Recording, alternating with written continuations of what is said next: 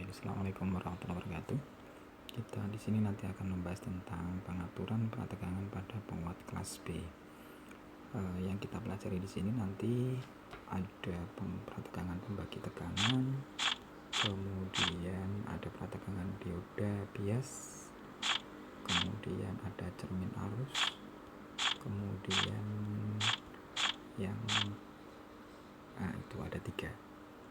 Terus nanti materi selanjutnya adalah penggerak. Baik, kita mulai dari yang pertama. Yang pertama tadi itu adalah prategangan pembagi tegangan. Nah, di sini kalau kalian lihat pada gambar itu ada R1, R2, R3, R2 dan R1. Nah, fungsi hambatan sendiri itu kan dia adalah sebagai penghambat arus dan juga sebagai pembagi tegangan. Nah, di sini kita memasang R itu sebagai pembagi tegangan, yaitu sebagai prategangan masukan. Maksudnya prategangan itu adalah tegangan masukan. Nah, itu dipasang setelah tegangan masukan, sehingga disebut sebagai prategangan pembagi tegangan. Nah, ini adalah gambar prategangan pembagi tegangan. Kemudian karena ini di sini ada 2 buah transistor, maka nanti nilai VBE-nya adalah 2 kali nilai VBE transistor tersebut. Jika misalkan VBE-nya nilainya 0,6 sampai 0,7 ya berarti 2 kali 0,6 atau 2 kali 0,7. Nah, untuk rangkaian ini menggunakan transistor yang komplementer. Ya, komplementer itu maksudnya adalah fungsinya sama tetapi tipenya berbeda. Komplementer pertama itu adalah kita bisa menggunakan tipe NPN, kemudian yang kedua adalah tipenya PNP. Semisal di sini 2N3904 dan 2N3906. Nah, ini yang 2 transistor ini memiliki sifat yang komplementer. Nah, transistor ini memiliki tegangan jatuh setengah dari catu dayanya. Untuk menghindari rangkaian ini dipasang yaitu supaya untuk menghindari nilai distorsi yang lebih besar. Itu caranya nanti kita menetapkan nilai titik H itu tidak pasti titik putusnya tetapi agak naik sedikit, agak di atas sedikit titik putusnya. Nah, di atas nilai titik putusnya itu nilai VBE-nya kan kalau kita melihat karakteristik dioda itu dia adalah atau karakteristik dioda itu kan dia 0,6 dan 0,7. Nah, itu supaya kita mendapatkan nilai VBE-nya itu sama dengan VBE pada dioda yaitu 0,6 0,7 kalau berbahan silikon. Nah, kenapa ini dilakukan? Karena kalau nilai VBE-nya itu karena kenaikan nilai VBE-nya ini akan mempengaruhi nilai arus emitter. Gitu ya. Kalau semakin naik, maka dia akan semakin naik pula nilai arus emitter. Nah, inilah yang agak sulit menemukan suatu tahanan yang dapat menghasilkan nilai VBE yang tepat itu yang antara 0,6 dan 0,7 itu tadi. Itu akan sulit sekali. Nah, di bab 8 kemarin kita sudah dibahas di sana setiap kenaikan suhu 1 derajat itu dia akan menaikkan nilai VBE-nya 2 mV. Nah, itu setiap kenaikan suhu itu bisa menurunkan nilai VBE-nya. Kenaikan suhu itu bisa diakibatkan dari suhu lingkungan ataupun dari penggunaan transistor itu sendiri. Kalau transistor itu digunakan maka dia akan suhunya semakin naik. Nah, kalau suhunya naik maka nilai VBE-nya turun. 1 derajatnya itu bisa menurunkan nilai VBE sebesar 2 mV. Nah, VBE dibutuhkan untuk menetapkan nilai arus kolektor karena di sini VBE itu dibutuhkan untuk menaikkan nilai arus kolektor. Ya. Jika VBE-nya turun, ya, maka nilai arus kolektornya juga ikut turun kan seperti itu.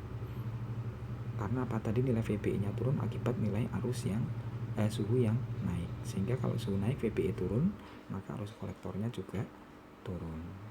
Nah, seperti itu kenyataannya. Bila suhu naik, arus kolektor naik. Nah, ini yang agak berkebalikan yang seperti itu ya.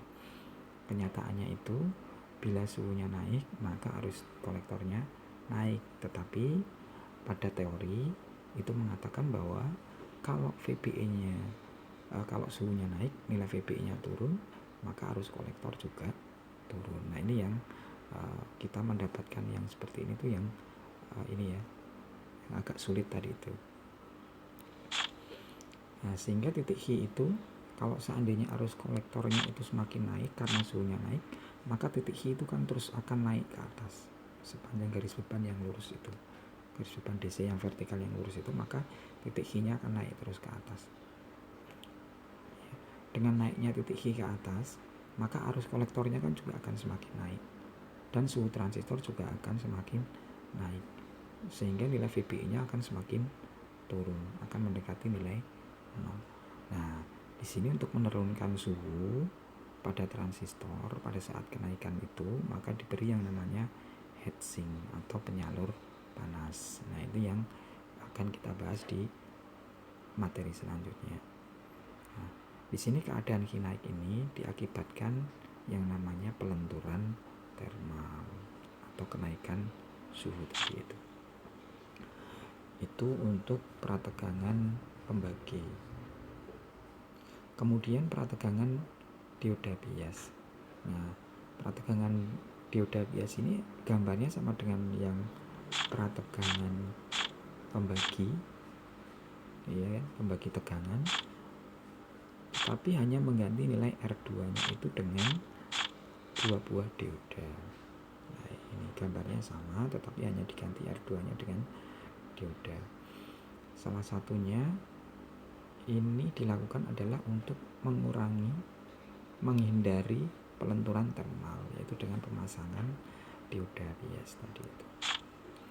Gagasannya adalah agar dapat bekerja dengan baik, maka lengkungan dioda ini harus cocok dengan lengkungan VBE transistor. Jadi kita mencocokkan VBE-nya di dioda dengan VBE di transistor. Maksudnya kalau itu pas tepat sama, maka gagasan ini adalah nanti prategangan dioda bias ini akan bekerja dengan baik. Nah, seperti itu. Jika prategangan 0,5 volt, arus kolektornya misalkan 2 mA. Bila suhu naik 30 derajat, tegangan yang melintas di setiap dioda turun. Nah, itu turun sekitar 60 mV. Itu kalau suhu ruangnya 27 misalkan, sehingga dia akan naik 3 derajat. Padahal 1 derajatnya tadi 20 mV, sehingga kan dia menurunkan sekitar 60 mV VBE-nya. Karena VBE-nya ditetapkan 60 mV, maka arus kolektor tenangnya kan tetap 2 mA, karena apa? Dia pas di batasnya. Walaupun turun 60 mV, tetapi arus kolektornya masih sama, yaitu sebesar 2 mA, karena dia masih bekerja di daerahnya. Dengan kata lain, arus kolektor tidak naik walaupun dia mengalami kenaikan suhu. Kemudian yang ketiga itu cermin arus. Nah, ini rangkaian yang banyak digunakan pada rangkaian terpadu linear. Gambarnya seperti ini, ada 2 cermin arus yang NPN dan PNP. Pada gambar di atas ini, arus basisnya jauh lebih kecil daripada arus yang melalui tahanan dan dioda. Oleh karena itu, arus tahanan dan arus dioda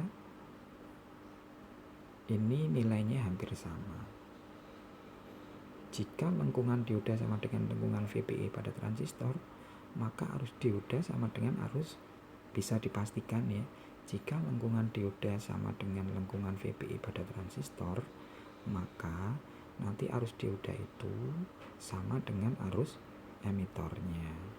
Karena arus kolektor itu hampir sama dengan arus emitor, Maka bisa dikatakan bahwa arus kolektor itu hampir sama dengan arus yang mengalir melalui tahanan tadi. Maka nilai IC sama dengan atau mendekati nilai hampir sama dengan nilai IR-nya. Dengan kata lain, kita bisa menetapkan arus kolektor dengan mengendalikan arus tahanan. Jika arus tahanan itu bisa dikendalikan, maka nanti arus kolektor sama dengan arus tahanan tadi. Maka hal seperti ini tadi itu diibaratkan adalah sebuah cermin. Karena arus kolektor itu sama dengan arus tahanan, maka disebut dengan cermin arus. Contohnya misalkan ada pada contoh 10.7 pada gambar ini yang ditanyakan adalah berapa arus kolektor tenang pada gambarnya. Nah, tentunya kita di sini bisa mencari IR-nya atau I diodanya ya. IR-nya itu sama dengan VCC dikurangi dengan 2 VBE-nya. VBE-nya didapatkan itu dari mana? Karena dioda 2 dan nilai VBE dioda dengan VBE transistor itu kan sama.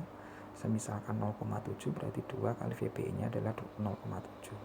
VCC-nya tadi 30, kemudian dikurangi 2 kalikan 0,7 dibagi dengan 2R. R-nya tadi dipasang 4,7. Sehingga nanti kalau kalian hitung ketemunya adalah 3,04. IR-nya 3,04 miliampere, maka ICH-nya juga 3,04 miliampere. Ini yang disebut sebagai dengan cermin arus tadi. Kemudian kalau untuk contoh yang 10.8, berapa arus kolektor pada gambar ini ya. Nah, transistor ini dipasang sebagai sebuah dioda pengganti yang dioda tadi ya. Nah, sehingga IR-nya sama karena ini VBE-nya dianggap sama dengan VBE dioda, maka IR-nya sama dengan VCC dikurangi dengan 2 VBE dibagi dengan 2R. 30 dikurangi VBE-nya 0,7 kalikan 2 dibagi dengan R-nya tadi di sini adalah 1, sehingga adalah kita dapatkan IR-nya adalah 14,3. IR-nya 14,3, maka ICH-nya juga 14,3 miliampere. Ini walaupun yang satu ini dioda, yang satu ini adalah transistor. Karena VBE-nya sama, maka IR-nya cara mencarinya juga sama. Nah, terus kemudian ada materi tentang penggerak kelas B. Kenapa dinamakan sebagai penggerak kelas B? Karena R yang dipasang ya, R yang di bawah pada gambar yang pertama tadi, pada gambar 10.15b halaman 275 itu diganti dengan sebuah rangkaian penguat CE atau disebut dengan penggerak CE, common emitter, atau pengikut penguat CE ya, diganti dengan penguat CE, maka disebut dengan penggerak CE, maka disebut dengan penggerak kelas B. Penggeraknya itu karena ada tambahan sebuah rangkaian penguat CE di sana. Transistor H2 itu merupakan sumber arus yang masuk ke dioda. Dengan mengatur R2, kita dapat mengendalikan arus emitter DC yang melalui R4 seperti yang tadi itu. Sehingga arus yang masuk di dioda sama dengan arus pada emitter. Tadi ya, IR atau I dioda sama dengan arus emitter. Karena arus emitter sama dengan arus kolektor, maka arus kolektor juga sama dengan arus emitter. Arus tahanan, arus dioda. Nah, ini disebut dengan cermin arus. Maka arus yang mengalir pada kolektornya Q3 dan Q4 juga sama. Ini karena sifat dari cermin arus tadi. Dengan mengganti dioda dengan RE aksen, ini kan ada dioda nanti ya, dengan RE aksen dengan nilai yang lebih kecil daripada R3, maka dapat disederhanakan lagi nanti gambarnya. Nah, ini tadi gambar yang pertama ini ya, ini adalah rangkaian penggeraknya yang H2, ini adalah common emitter karena outputnya di kaki kolektor ya. Terus kemudian kita nanti mengganti dioda ini dengan RE aksen yang nilainya lebih kecil daripada R3. 3 ini adalah rangkaian penggantinya, ekivalennya ya. Ini diodanya diganti dengan Re aksen. Karena lebih kecil, maka bisa disederhanakan menjadi gambar yang C di sini. Karena ini lebih kecil, berarti kan dia dianggap jauh, maka dia seperti dihubung singkat saja ini. Nah ini, maka dia akan menghasilkan sinyal yang besar dan dua buah sinyal. Dari gambar ya, maka dari gambar yang C tadi itu, maka didapatkan A-nya itu adalah besarnya, batinya untuk tahapan penggeraknya ini. Tahapan penggeraknya adalah min R3 dibagi R4. Oke, sekarang kita lihat contoh 10.9. Nah, gambar 10.19 ini adalah merupakan gambar sebuah penguat yang lengkap. Maksudnya lengkap di sini itu ada penguat penggeraknya. Ini penguat penggeraknya, ini adalah penguat common emitternya. Ya, ini penguat penggeraknya, dan ini adalah penguat untuk penguat kelas B-nya yang dorong tarik.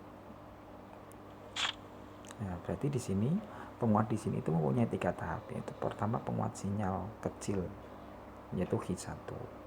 Penguat sinyal kecil berarti kan penguat CE biasa yang dipelajari sebelum penguat kelas A. Kemudian untuk H2-nya itu adalah penguat kelas A yang memiliki sinyal yang lebih besar daripada yang H1. Dan kemudian yang H3 dan H4 itu adalah pengikut emitter yang dorong tarik. Nah, perkiraan tegangan DC di semua titik itu dalam soal itu ada nilainya di situ ya, sudah ada nilainya semua. Karena sudah ada nilainya semua, R-nya ada, terus kemudian tegangan-tegangan masing-masing titik itu ada nilainya. Yang pertanyaannya di sini adalah hitung arus tenang yang melalui H3 dan H4 jika betanya 120. Berapa nilai AV dengan beban? Oke, tekanan emitter pada tahap penggerak diperoleh IE karena VE-nya tadi diketahui, maka kita RE-nya ada, maka IE-nya adalah VE per RE 1,43 dibagi 100, maka ketemu 14,3 mili ampere.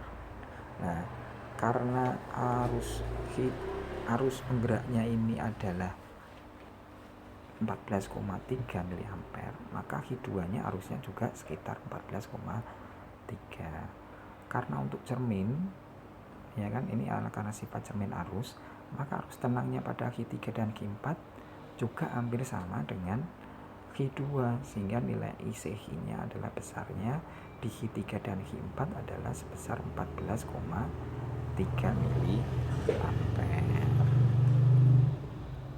Kemudian Zin basis pada transistor penggerak. Zin basisnya itu akan nilai mendekati beta dikalikan nilai RE. RE-nya betanya adalah 120, RE-nya adalah 10 ya. Sehingga kita dapat 100 ohm, sehingga kita dapatkan Zin basisnya adalah 12 kilo ohm. Nah, karena adanya tahanan pembenaman, bati tegangan dengan beban sekitar besarnya ya, kurang lebih ya sekitar min RC per RE kecil, RC kecil, R kecil C dibagi dengan RE. Maka bati pada tegangan terbenam ya, atau AR itu akan nilainya mendekati min R1 per paralel R2 dibagi dengan nilai RE-nya. 1K di paralel 12K dibagi 100, maka ketemunya adalah minus 9,23.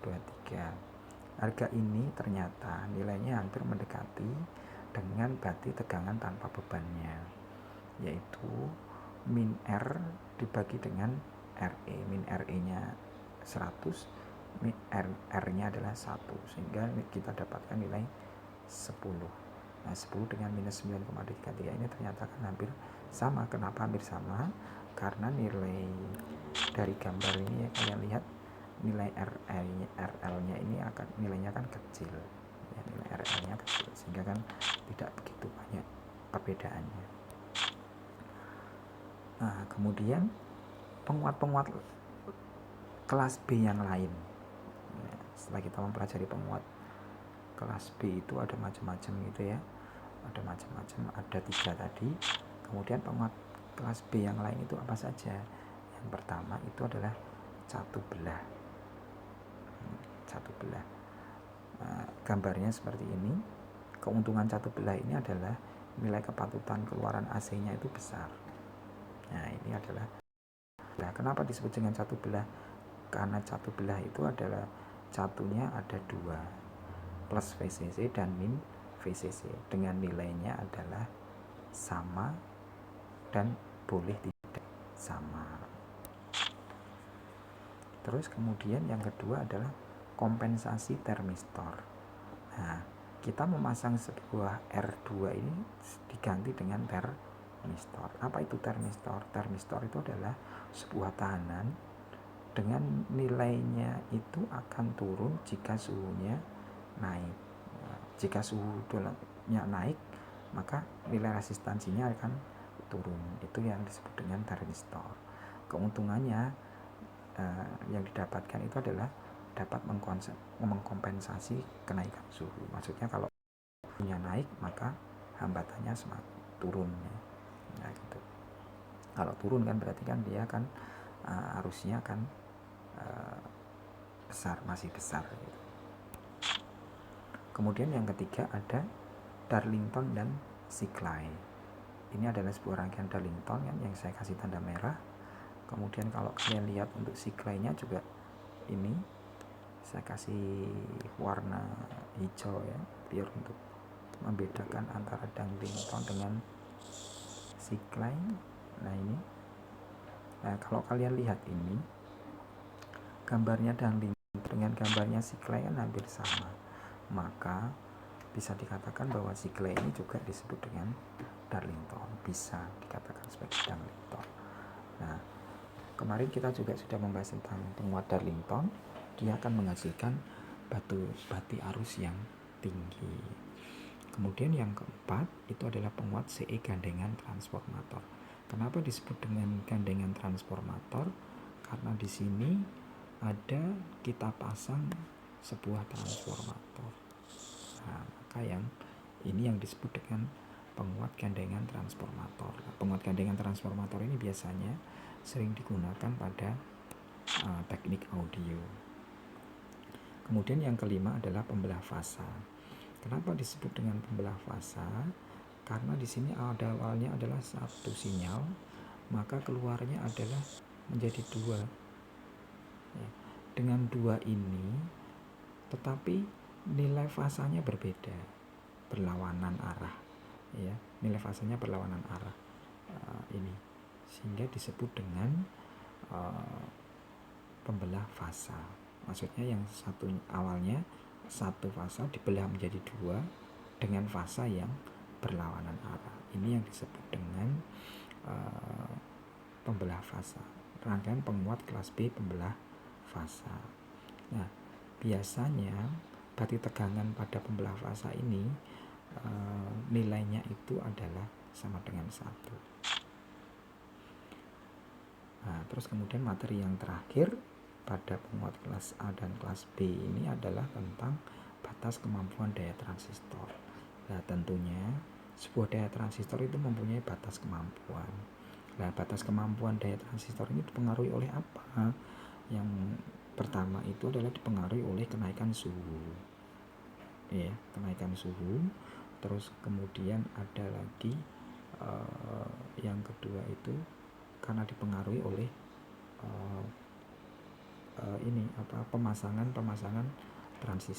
resistor dan dioda dan seterusnya itu. Kemudian kalau yang kita bahas di sini itu nanti adalah tentang kenaikan suhu. Batas kemampuan daya pada transistor dipengaruhi oleh kenaikan suhu. Yang pertama itu adalah yang diabadkan oleh kenaikan suhu lingkungan. Ya, kenaikan suhu lingkungan. Yang kedua itu adalah kenaikan suhu transistor. Transistor bekerja itu kan pasti akan panas, suhunya akan semakin naik. Nah, seperti itu. Juga kenaikan suhu lingkungan juga bisa mempengaruhi suhu transistor. Nah, seperti itu. Nah, sekarang suhu yang maksimum diperbolehkan pada sebuah transistor, kalau kalian baca di datasheet, itu adalah 150 derajat sampai 200. Nah, jarang sekali kan sebuah rangkaian elektronik yang nanti panasnya itu melebihi 150 sampai 200. Kalau panasnya melebihi itu, apa yang terjadi? Ya pasti transistornya rusak ya. Biasanya kalau rusak terus kemudian ada kapasitor di sana, karena kapasitor itu fungsinya untuk menyimpan muatan. Kalau semakin panas kan tadi arus kolektornya kan semakin tinggi, nah sehingga arusnya yang masuk ke kapasitor semakin besar. Nah, karena daya tampung kapasitor itu terbatas, maka apa yang terjadi? Kapasitor akan melebihi tampungannya sehingga dia akan meledak seperti itu. Maka kadang kayak HP bisa kita pakai itu bisa meledak ya, karena dia melebihi batas panasnya dia. Tapi biasanya kalau dalam ambang masih 150 sampai 200 itu kan masih jauh sekali ya. Jarang sekali HP itu 200 80 derajat Celcius aja kita nggak berani pegang, apalagi kalau 150 sampai 200 ya. Gitu. Nah, jika kenaikan suhu pada transistor itu terjadi, maka seorang perancang itu harus apa yang dilakukan? Yang pertama, itu bisa menurunkan daya. Nah, seperti dalam persamaan ini. Jika misalkan seandainya dayanya awalnya itu 4 watt gitu ya. Kemudian dengan kenaikan suhu, di buku silahkan kalian pelajari, dengan kenaikan suhu dari awalnya 25 menjadi 75 itu, maka nanti kalian bisa hitung nanti seorang perancang itu harus menurunkan suhu menjadi sekian, sehingga awalnya 4 akan menjadi turun menjadi sekitar 2 watt. Nah, dengan penurunan daya itu maka suhu juga akan turun. Nah, seperti itu. Kalau dia turun maka nanti kita bisa menaikkan dayanya lagi sehingga dia akan naik turun seperti itu. Nah, itu dirancang naik turun itu supaya nanti transistor itu dia awet ya. Kemudian yang kedua itu dipasang heatsink. Heatsink itu adalah penyalur panas tadi. Dipasang heatsink. Kemudian heatsink ini dia terbuat dari aluminium. Heatsink itu ada yang hanya ditempel, kemudian ada yang diberi kipas di atasnya. Ya, diberi kipas ya. Supaya mendinginkan. Karena apa? Heatsink itu kalau ditempel pada transistor panas, maka heatsinknya juga panas ya kan. Untuk melepaskan panasnya itu, kalau biasanya kurang cepat, maka diberi heatsink supaya nanti panasnya bisa cepat keluar. Itu silakan kalian lihat contoh-contoh gambar heatsink itu pada gambar 285, terus kemudian bisa kalian lihat di internet. Silakan. Heatsink itu tergantung dari bentuk dari sebuah transistor itu, ada yang bulat, ada yang kotak, dan seterusnya. Selesai. Oke, materi tentang penguat kelas A dan kelas C cukup sampai di sini. Nanti kalau ada pertanyaan silakan ditanyakan di blog. Materi untuk penguat kelas B saya cukupkan sekian. Assalamualaikum warahmatullahi wabarakatuh.